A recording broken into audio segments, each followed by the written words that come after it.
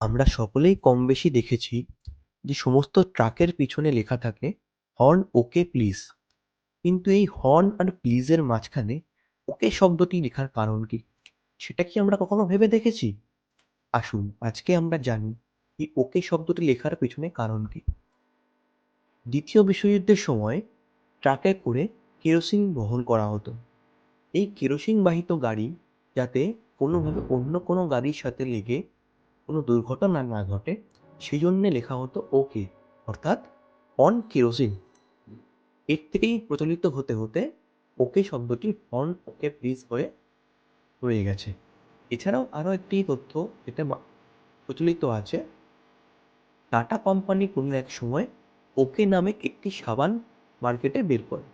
এই ওকে নামক সাবানটির মার্কেটিং করার জন্য টাটা কোম্পানি তাদের সমস্ত টাটা ট্রাকের পেছনে এই ওকে শব্দটি লিখতে শুরু করে।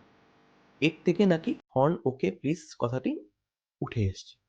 কিন্তু কারণ যাই হোক, আজকের দিনে সমস্ত ট্রাকের পেছনেই আমরা দেখতে পাই হর্ন ওকে প্লিজ কথাটি লেখা থাকে।